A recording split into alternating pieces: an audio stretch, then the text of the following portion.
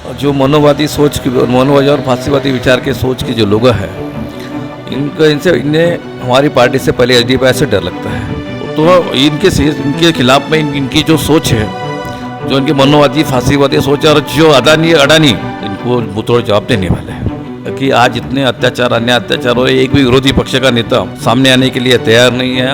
ये मनोवादी जो और फांसीवादी जो ताकत है, ये ताकतों के दिलो जान से विरोध कर रहा है। आगे चल के हमारे को करारा जवाब देने वाले एसडीपीआई पार्टी इंडिया में रहेंगे।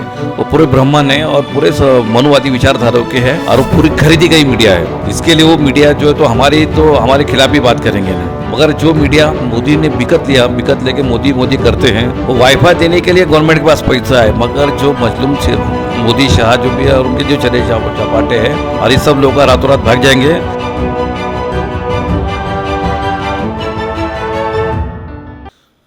अस्सलामुअलैकुम नाज़रीन, इस वक्त हमारे साथ एसडीपीआई के national committee working member Ashok Yadav ji हमारे साथ मौजूद हैं। आपका बहुत बहुत मिली डाइजेस्ट में इस्तकबाल है। बहुत सारे इश्यूज़ हैं जिनके ऊपर आपसे बात करना चाहते हैं। सबसे पहले ये जानना चाहेंगे कि आप अशोक यादव जी हैं और एसडीपीआई में हैं, और एक तरफ जो ये है कि एसडीपीआई के ताल्लुक से बहुत सारे उन पर एलिगेशंस लगता है कि वो जो है बहुत रेडिकलिज्म को प्रमोट कर रहे हैं। तो आप कैसे अपने आप को इस पार्टी में फिट पाते हैं? सबसे पहले ये चाहता हूँ कि मैं ओबीसी समाज से बिलोंग करता हूँ, और ये जो मनोवादी और फांसीवादी विचार के सोच के जो लोग हैं इन्हें हमारी पार्टी से पहले एसडीपीआई से डर लगता है, क्योंकि ये एसडीपीआई एक ऐसा पार्टी है कि जो कैडर बेस्ड पार्टी है, और हमारे पास से ऑलरेडी हम नेता आयात नहीं करते। हमारे पास से हमारा सिस्टम ही ऐसा है कि हम ग्राउंड लेवल से हमारा कार्यकर्ता ऊपर आते आते ऊपर के लेवल के पोस्ट पे जाता है। इसके लिए कैसा है कि हमारा कार्यकर्ता फुटने से कोई कार्यकर्ता फुटता नहीं।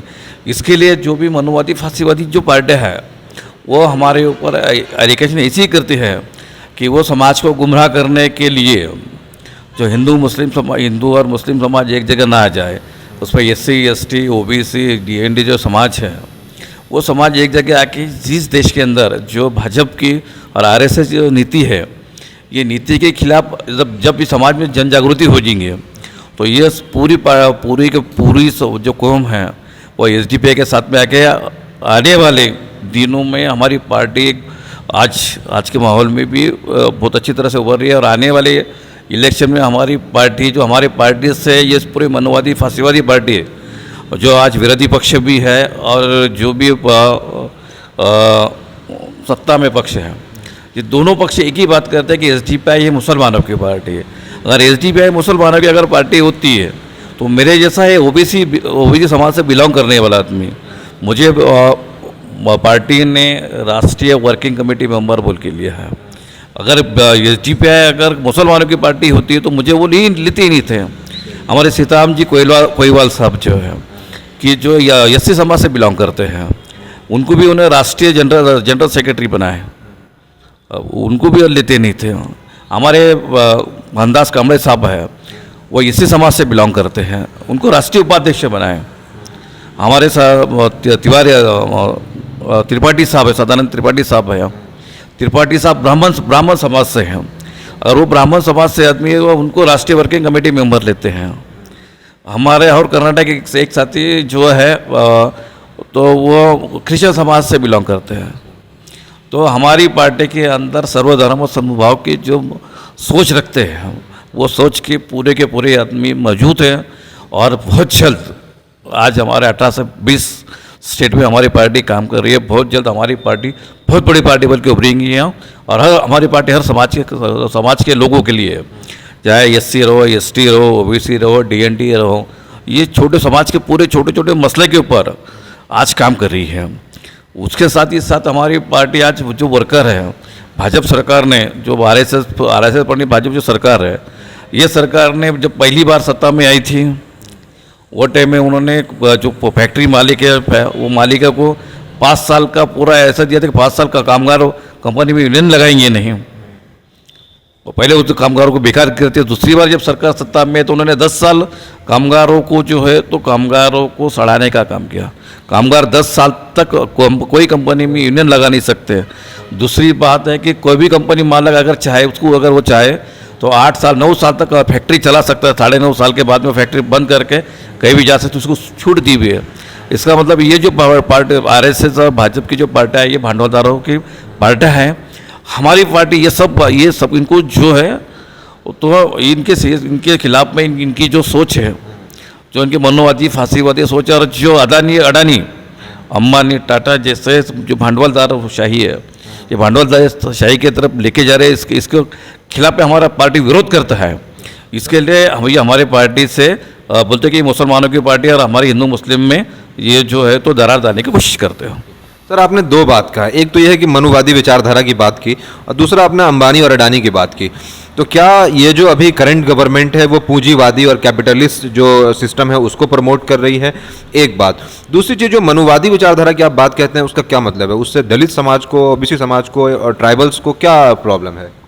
मनुवादी सोच से ट्राइबल को, ओबीसी को ये प्रॉब्लम है कि ये देश के अंदर इन्हों चाहते हैं कि भाई ब्राह्मण जो आरएसएस के लोग हैं, वही बड़े पैमाने पे जो आरएसएस की विचारधारा, जो पहले से विचारधारा आरएसएस के ब्राह्मण समाज की जो विचारधारा है, वो विचारधारा को लेके चल के ये सब हमारे जो SC ST OBC Bahujan Samaj के जो लोग हैं, इनको दबा के रखना चाहते हैं, खुद को सुप्रीम समझ, और खुद को सुप्रीमो बना के, जैसा पेशवाई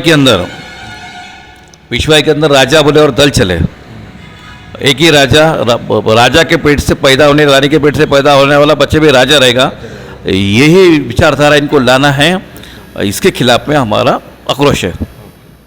एक चीज़ ये जानना चाहूँगा कि जैसे गुलबर्गा में आपका जो है अवामी इक़्तिदार कॉन्फ्रेंस हुआ, उसके बाद मैसूर में हुआ, तो ये जो आप अलग अलग जगह पे बड़े बड़े प्रोग्राम्स कर रहे हैं, उसका मकसद क्या है? Target achievement? हमारा टारगेट, हम समाज से जुड़ना चाहते हैं। हमारा प्रोग्राम लेने का मकसद एक ही है कि भाई हम गरीब से दबले कुचले समाज को, जो हमारा समाज जो है, जो जंगल में रहता है, खेड़े पाड़े में रहता है, ये समाज को एक जगह करके उनको सत्ता में लाना है। उनका सामाजिक हित जो है तो जमा करना, सामाजिक हित से उनको सामाजिक हित सोचना है। इसके लिए हमारा ये प्रोग्राम करके हम ये लोगों को जन जागृति करके ये लोगों को सत्ता की तरफ लेके जाने का हमारी कोशिश है। तो आप इसमें कामयाब है? गरीब लोग और जो मजलूम और दबे कुचले लोग हैं वो आपसे जुड़ रहे हैं?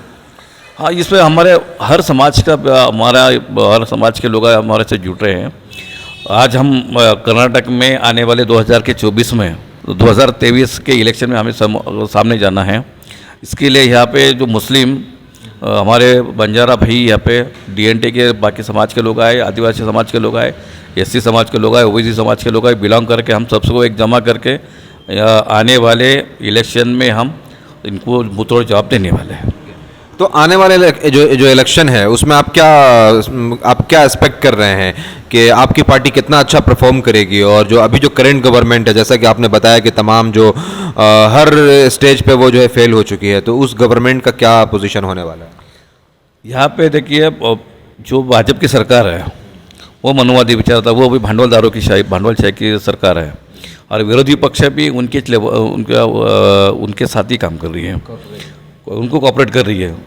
ये उनका विरोधी पक्ष का ऐसा कि हमारे दुकान से लो तो हमारे भाई की दुकान से लो।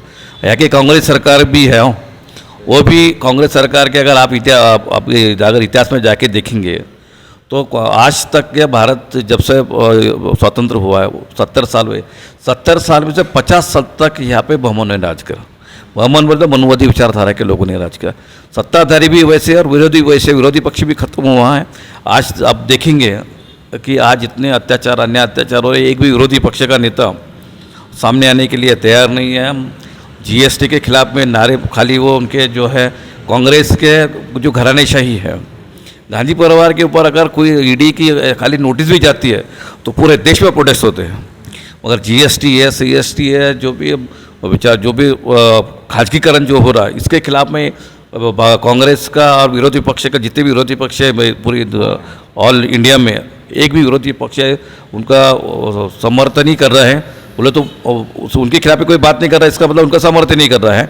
ये इनकी ये सोच को हमारा विरोध है। और SDPI आज इनके विरोध में हर जगह प्रोटेक्शन कर रही है, और बहुत अच्छे पूरे इंडिया के अंदर आज 18 स्टेट के अंदर हमें बहुत अच्छा रिस्पॉन्स मिल रहा है। और आने वाले 2024 के MP के इलेक्शन में हम इनको करारा जवाब देने के लिए हम तैयार हो रहे हैं। अच्छा, एक चीज़ ये है कि जिस तरीके से बहुत सारे एलिगेशंस लगाए गए हैं, ये और बात है कि उसका प्रूफ और एविडेंस मिला हो या ना हो, लेकिन बात की जा रही है कि हम पार्टी एसडीपीआई को बैन कर देंगे, तो इसके बारे में आपका क्या विचार है? साहब, उनको एसडीपीआई से डर लगता है। एसडीपीआई से इसके लिए डर लगता है कि एसडीपीआई केडर बेस्ड पार्टी, हमारा एक एक कार्यकर्ता जो है तो वो ये मनुवादी जो और फांसीवादी जो ताकत है, ये ताकतों के दिलो जान से विरोध कर रहा है। और सबों को ये मालूम है कि एसडीपीआई आज तक एसडीपीआई के जितने भी प्रोटेस्ट हुए हैं, जितने भी धरने आंदोलन हुए, निदर्शन है, वो हमारा आज तक सरकारी जान माल का हमने कहीं नुकसान नहीं करे आज तक। इसके लिए उनको ये सोचा कि भाई अगर एसडीपीआई जो ताकत से उभर रही है, आगे चल के हमारे को करारा जवाब देने वाली एसडीपीआई पार्टी इंडिया में रहेंगे। विरोधी पक्ष जो खत्म हुआ तो विरोधी पार्टी बल्कि एसडीपीआई उनके सामने नज़र में, इसके लिए वो चाहते हैं कि एसडीपीआई को बैन करें, मगर आज तक उनके पास ऐसा कोई एविडेंस नहीं है करके वो चाह रहे हैं कि भाई विरोधी पक्ष भी वही बोला एसडीपीआई को बैन करो, सत्ताधारी पार्टी पे वो एसडीपीआई को बैन करो। इसका मतलब सत्ताधारी को भी हमारी दहशत है और विरोधी पक्ष को हमारी दहशत पैदा हुई है। अच्छा, एक आखिरी चीज़ पूछा चाहेंगे कि अभी जो मीडिया काम कर रही है, चाहे वो देश की मेन स्ट्रीम मीडिया हो या फिर कन्नड़ा मीडिया है, ये एक तरह से पोलराइजेशन के ऊपर काम करना और वन साइडेड जो है बायस स्टोरीज करना, तो इसके हवाले से आप क्या कहना चाहेंगे? मैं देखो, प्रेस मीडिया, बाबा साहब अम्बेडकर ने घटना के माध्यम से प्रेस मीडिया को एक स्वातंत्र दिया था कि भाई प्रेस मीडिया स्वतंत्र रहेंगे, मगर हुआ ऐसा कि मुझे एलिगेशन तो नहीं करना चाहिए, मगर जो सच्चाई तो बोलना ज़रूरी है कि इंडिया का जितना भी पूरा प्रेस मीडिया है, जो प्रेस मीडिया जो आरएसएस के विचारधारा के लोगों के हाथ में गया, और वो जो प्रेस मीडिया उनके पूरा बिकत लिए हुआ है। हर मोदी ने अगर मोदी को अगर छींक भी आती है, थोड़ा सा बुखार भी आता है, तो प्रेस मीडिया पूरी तरह से मोदी करता है, और मोदी कहीं भी जाते हैं तो मोदी करते हैं। ये पूरा प्रेस मीडिया जो कि स्वतंत्र दिया था प्रेस मीडिया को, प्रेस मीडिया के जो बर्थडे में जो मालक है वो पूरे ब्राह्मण है और पूरे मनुवादी विचारधारा के हैं, और वो पूरी खरीदी गई मीडिया है। इसके लिए वो मीडिया जो है तो हमारे खिलाफ भी बात करेंगे ना। आप जैसे कुछ जो मीडिया के जो है, जो कि बाबा साहब अम्बेडकर ने संविधान के अंदर आपको जो भी स्वतंत्र दिया था, उसके लिए आप जैसे जो मीडिया के लोग हैं वो हमारे पार्टी को हाईलाइट करते हैं। मैं आप जैसे सभी मीडिया के साथियों का मैं शुक्रगुजार हूँ कि भाई हमारे एसडीपीआई के जो भी मसले हैं, जो भी है, तो आप खुली तौर से हमें पूरे मीडिया में प्रकाशित करते हैं। मगर जो मीडिया मोदी ने बिकत लेके मोदी करते हैं, वो मीडिया पे हमारी पार्टी की तरफ से नाराज़ है। हम चाहते हैं कि अगर हमारी पार्टी भी गलत करे तो आप हमारे पार्टी का गलत ही बताइए, अगर हमारी पार्टी अच्छा ही करते तो अच्छा ही बताइए। इसके लिए मैं सब प्रेस मीडिया से भी ये रिक्वेस्ट करता हूँ कि भाई आपको स्वतंत्र दिया गया था, वो स्वतंत्र के ऊपर आप काम करिए। इतना अपनी बात करना चाहता हूँ। एक आखिरी सवाल पूछना चाहूँगा, वो ये है कि जैसे कि श्रीलंका में हमने देखा कि जो है बड़े बड़े जो लीडर्स हैं उनके साथ बहुत ज़्यादा आम लोगों ने बदतमीज़ी की, उनको घरों में घुस करके तमाम तोड़ फोड़ किया। उसकी वजह ये थी कि बहुत सारे इकोनॉमिकल जो है क्राइसिस हुए, पूरी जो है इकोनॉमी कोलैप्स कर गई। हिंदुस्तान में भी डिफरेंट चीज़ों पे, चाहे वो जीएसटी, दही हो या घर के खाने के सामान हो या पेट्रोल हो, हर चीज़ों पर जो है बहुत ज़्यादा माहौल ख़राब हो चुका है, बहुत ज़्यादा इकोनॉमी बर्बाद होने के कगार पर चली जा चुकी है। तो एक तरफ ये हालात हैं, दूसरी तरफ आम जनता है, तो आप आम जनता से क्या मैसेज देना चाहेंगे, क्या अपील करना चाहेंगे उनसे? मैं आम जनता से अपील करना चाहता हूँ कि यहाँ की जो आरएसएस और भाजपा की जो सरकार है, ये सरकार आज रात तो जैसा श्रीलंका में हुआ वही स्टेप पे एक सबके तरफ अपनी इंडिया को लेके जा रही है, क्योंकि यहाँ गिने चुने भांडवलदार जो है अडानी, अंबानी और टाटा, एयरपोर्ट टाटा को दे दिए हैं। यहाँ के जितने देते भी बंदर है वो अडानी और अडानी को दिए हैं, और अंबानी को यहाँ का जितना भी पूरा इंडिया के अंदर जो भी वाईफाई है, हर रेलवे स्टेशन के ऊपर वाईफाई दिए। वो वाईफाई देने के लिए गवर्नमेंट के पास पैसा है, मगर जो मजलूम खेत मजदूर है, शेतकारी है, उनका आप देखिए कि दिल्ली के बाहर कितने दिन टिकैत साहब के नेतृत्व के नीचे शेतकारी ने आंदोलन किया। उनके बाद जाने को इनको टाइम नहीं है। मोदी को हर अलग अलग स्टेट पे जाके हर अलग अलग स्टेट पे उधर पैसा देते हैं, मगर इंडिया में पैसा देते नहीं, क्योंकि उधर जाके इनका जो काला पैसा है वो कंट्री में जाके वो इन्वेस्टमेंट करके वो उधर ग्राउंड बना रहे हैं। एक दिन ऐसा आएगा जैसे श्रीलंका के राष्ट्रपति भाग गए, उसी तरह इंडिया के प्राइम मिनिस्टर और उनकी जो चेले चपाटे हैं, मोदी शाह जो भी है, और उनके जो चेले चपाटे हैं, वो एक दिन ऐसा होगा कि जब देश के अंदर लोगों का गुस्सा पैदा हो जाएगा।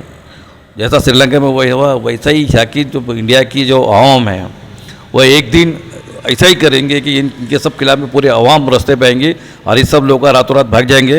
मैं अवाम से ही ये गुजारिश करना चाहता हूँ कि भाई आप सच्चाई की तरफ चलो, आप सच्चाई की तरफ चलो। हमारी SDPI party cadre based party है और हमारी पार्टी यहाँ के ये जो अचारकता जो मांझी भी है, या हमारे सोच ऐसा है कि भाई बाबा साहब अम्बेडकर ने घटना के अंदर जो सब लोगों को जो अधिकार दिए हुए, वो अधिकार सबको समान अधिकार, यहाँ का प्राइम मिनिस्टर भी हो या यहाँ का गरीब मजलूम भी हो, जिनको जो अधिकार बाबा साहब अम्बेडकर ने संविधान के माध्यम से दिया हुआ है, हम वो संविधान के आधार करते हुए हम पूरे अवाम को, हमारी पार्टी को, पार्टी साहब जुड़ने के बाद अगर हमारी सत्ता आती है तो हम समान नागरिक, जो समान कायदा है जो बाबा साहब अम्बेडकर ने संविधान के माध्यम से दिया है, तो वो हिसाब से हम पूरे अवाम को ये कहना चाहते हैं कि भाई आप सोचो, आप भी जागरूक हुई है, क्योंकि अगर आप जागरूक नहीं होते हैं, जब तक आवाम जागरूक नहीं होते तब तक सत्ताधारी और विरोधी पक्ष जो खत्म ही हुए, दोनों एक दूसरे के भाई बंद हैं।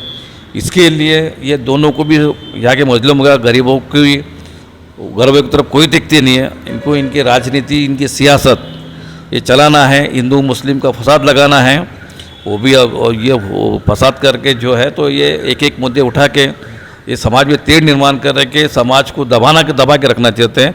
मैं इसके लिए आवाम से ये गुजारिश करूंगा कि भाई SDPI जो पार्टी के ऊपर जो एलिगेशन लगे हैं कि ये मुसलमानों की पार्टी, तो ये मुसलमानों की पार्टी नहीं है, तो ये SC ST OBC DND पूरे समाज की, हिंदू समाज को लेकर चलने वाली पार्टी है। और ये पार्टी को आप सपोर्ट कीजिए और आने वाले इलेक्शन में आप हमारे साथ में रहेंगे। हम आपको जो है तो समानता, समता, स्वतंत्रता और बंधुत्व की सरकार देने की हम कोशिश करेंगे और हम आपके साथ में ये हम ही कहना चाहता हूँ। मिली डाइजेस्ट से बात करने के लिए आपका बहुत बहुत शुक्रिया। तो ये थे हमारे साथ अशोक यादव जी, जो कि SDPI state working national working committee के जो है सदस्य हैं, जिन्होंने मुल्क के जो मुख्तलिफ मसाइल हैं, जो इश्यूज़ हैं, उसके ऊपर अपने जो है तबादला ख्याल किया। Thank you.